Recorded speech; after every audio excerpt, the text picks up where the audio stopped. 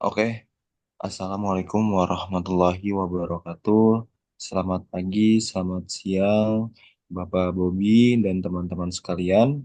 Di sini kami dari kelompok 8 ingin memaparkan tugas akhir semester, yaitu kita memaparkan hasil ODO kami. Di sini kami membuat brand parfum yang bermerek Aurora Parfum. Oke, kita lanjut. Sebelum masuk pemaparan, kita izinkan kami untuk memperkenalkan diri. Ada saya, Bagaskara Arya Aji Putra, dengan NIM belakang 010. Saya Muhammad Ridho Asari dengan NIM 012. Saya Ahmad Zidan Hadi Wijaya dengan NIM 208. Oke, kita masuk ke deskripsi singkat bisnis. Jadi, Aura Parfum ini adalah brand parfum lokal yang menggabungkan konsep lifestyle aroma, merchandise experience dengan menawarkan parfum beraroma khas seperti floral blossom, woody musk, dan fruity breeze, serta paket banding merchandise estetik yang mencerminkan gaya hidup modern Gen Z.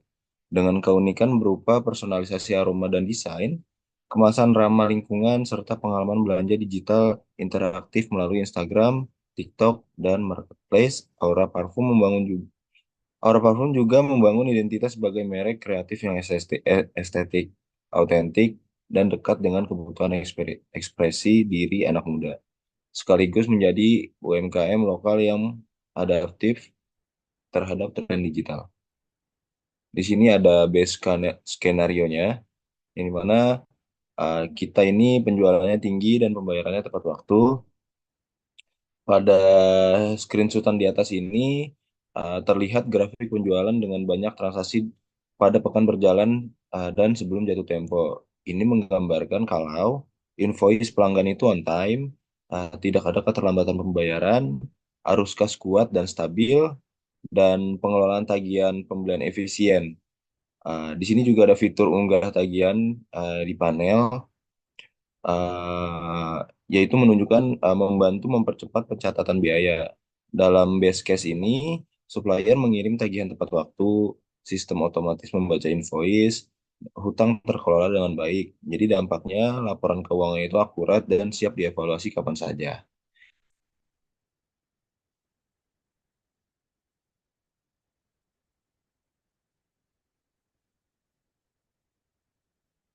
Oke, lanjut masih base skenario juga. Di sini ada penerimaan barang lancar, yang dimana 4 untuk diterima menunjukkan supply aktif, operasi gudang total 11 operasi, menandakan aktivitas tinggi. Selanjutnya uh, ada satu yang terlambat, itu wajar pada kondisi sibuk. Dalam best case ini, stok selalu tersedia, supplier cepat memenuhi order pembelian, tidak ada risiko kehabisan barang. Terus juga kalau kita membahas tentang pengiriman stabil, panel order pengiriman terbuka menandakan bahwa order siap diproses, pengiriman dilakukan sesuai jadwal, tidak ada keterlambatan besar. Jadi dampaknya itu pelanggan puas karena pesanan dikirim dengan cepat.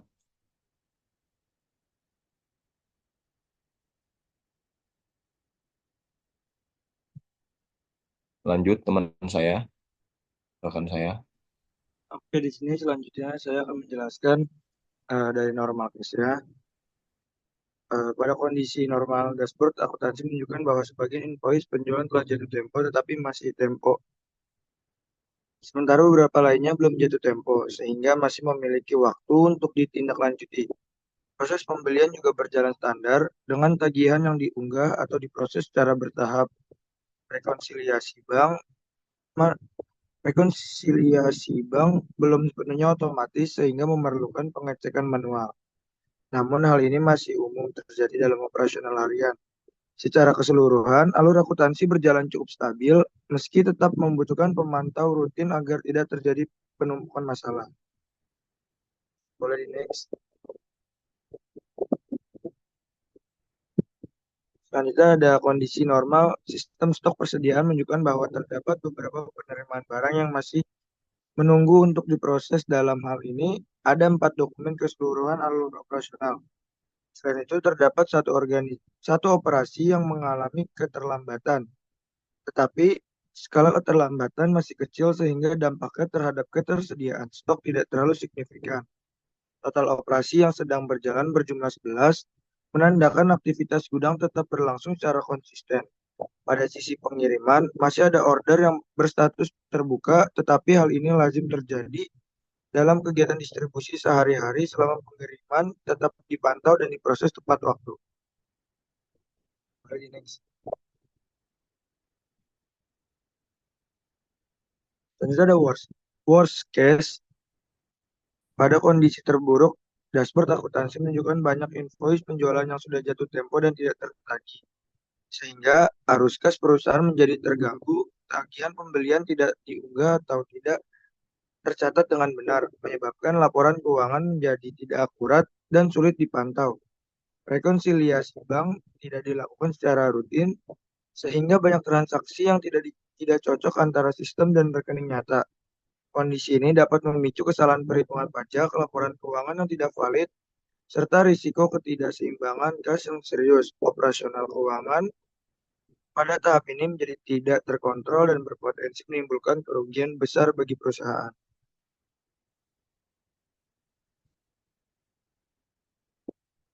Boleh di next.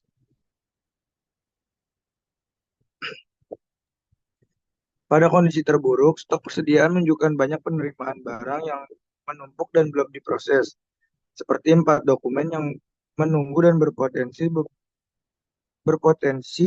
terus terus bertambah. Keterlambatan penerimaan bahkan bisa meningkat dari satu menjadi beberapa operasi yang tidak tertangani tepat waktu, sehingga stok menjadi tidak akurat dan menyebabkan kekosongan barang penting. Operasi gudang menjadi tidak terkendali, banyak aktivitas tertunda, dan pengiriman ke pelanggan ikut terganggu karena order terbuka tidak segera dipenuhi. Situasi ini dapat menyebabkan keterlambatan besar, kehilangan penjualan, dan penurunan kepercayaan pelanggan akibat keterlambatan pengiriman yang berulang. Boleh next.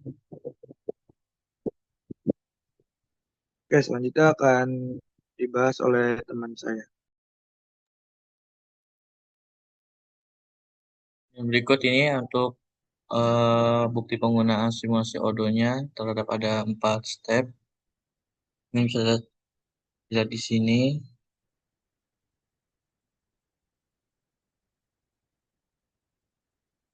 Nah, ada lagi.